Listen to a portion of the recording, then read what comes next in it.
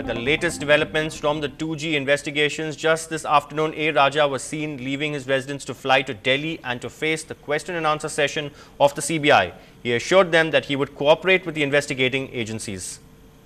Are you confident after the support extended to you by your leader? I think that you have seen it. You have seen it. No, are you going for Delhi, sir? I am going to Delhi. I will be there for 2 to 3 days. I will cooperate with the investigating agency conveniently. Thereafter, I will see you. When are you meeting the CBI? All right, and the CBI's talkings will be a questionnaire for A. Raja. That's his Christmas present. With the opposition in Tamil Nadu gearing up to capitalize on the 2G spectrum scam in the upcoming assembly polls in Tamil Nadu, the ruling DMK is on a massive damage control mission. Senior leaders like T.R. Balu, Durai Murugan and Jagat Rakshakan will address public meetings across the state on what they call the truth about spectrum. DMK leaders say they will explain how Raja's policy in spectrum allotment has actually drastically brought down mobile phone tariff.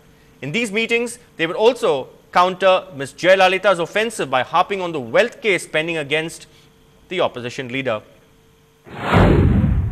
I have seen a meeting about defending A. Raja.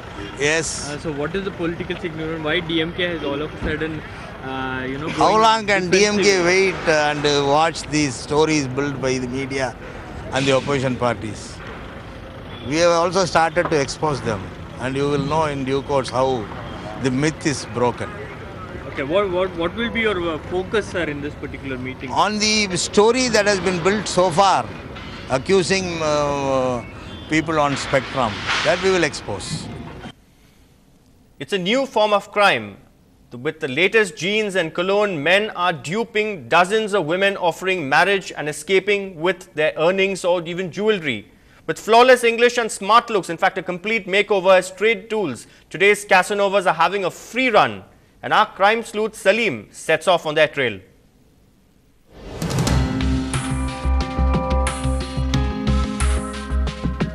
"38-year-old Sendil Kumar, an MCA graduate, cheated not 1, 2 or even 5, but 10 women into matrimony. His latest victim is a young Punjabi girl whom he had met at a gym. Around the same time, he was wooing a divorcee in South Chennai. While the woman dreamt of a happy future, Sendil vanished with 88 sovereigns of gold and a swift car. His excellent English-speaking skills and the cover of a software firm lulled the victim into believing such a man. So woman is actually shopping for language skills because that is the way somebody can excel in life today. So if a man has superior language skills, speaks languages very well, then she's automatically attracted towards that. So it all depends on the current criteria used for sexual selection, and today this happens to be the criteria, and so men who display such qualities are chosen more.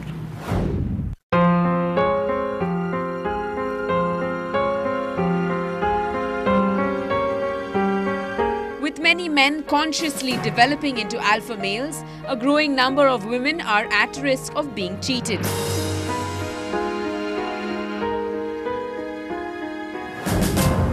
Any party who is being, that approached, they should verify. The marriage is such an occasion. You cannot do your marriage just like that.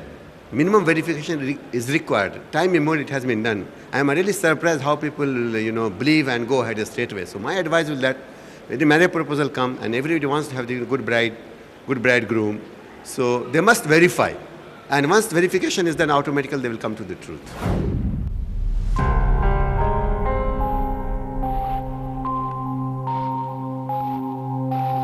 The search for the perfect mate may be a universal and compelling one.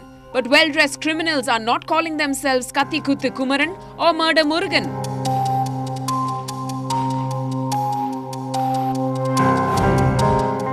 Remember, clothes alone do not make a man.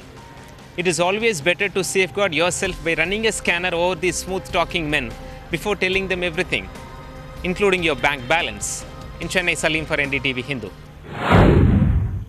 So what are the cases that the police can actually file in such instances? Is it merely cheating, or you can go beyond a 420 case?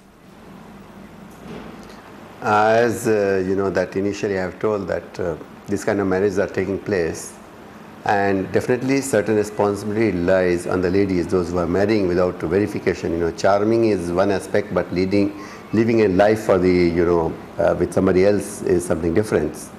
So definitely before taking decisions, it is, I think, compulsory and must for them to verify the background. And once, I think they are definitely party to that an extent that yes, they get, I don't know what word should I use, that overpowered by the, that their charming approach and, way of talking and all, and finally they get married and all. So it is definitely a case of cheating, and that will take care of the things. And further, normally there's, that we have our experience is not only go for cheating for the marriage, he takes away the other articles also. So those offenses are also committed simultaneously. The cases will book not only for this, for those stealing the articles also. All right, also there's a question of stigma that goes with this, sir. I mean, are you witnessing a lot of people actually who are a little reluctant to come on record and file an FIR? Because obviously they need to look at their future. If something goes wrong, then, it's a slightly delicate issue. So how skillfully or how sensitively are your officers handling such cases, sir? As you know, it is definitely a delicate issue, and definitely there is a stigma also. So ladies are not coming forward to lodge complaint. But my advice will be that they should be free and they should be in a position to come openly to lodge complaints. And definitely those complaints will be looked into such a fashion that that a stigma is not directly affecting her future prospects. So we have some system mechanism that can be attended to. But unless they come forward, it is not possible to eradicate this kind of crime from the society, because criminals also know that this is the positive point and perhaps they can get away with the crime and their criminal activities. And once the ladies are coming forward and giving the complaints, it will help us in reducing the those kind of cases. All right. So one final question to you now. Most of these victims of such crimes will obviously want to get on with their lives. They will not want to be saddled with actually the whole prosecution rigmarole, having to go to court, give witness. That's one of the reasons why many of them actually would fight shy of actually coming on record and filing an FIR. Also, another supplementary question: have you got a database of such well-groomed makeover style criminals? Because I think Liaquat Ali, there was somebody who married 27 women, if I'm not mistaken. I think that's the highest so far record in Chennai, in North Chennai, a few years ago. So, how would you actually sensitively deal with these cases for women who don't want to come and face the legal process after that? They want to get on with their lives. And B, do you have a database of such criminals, sir?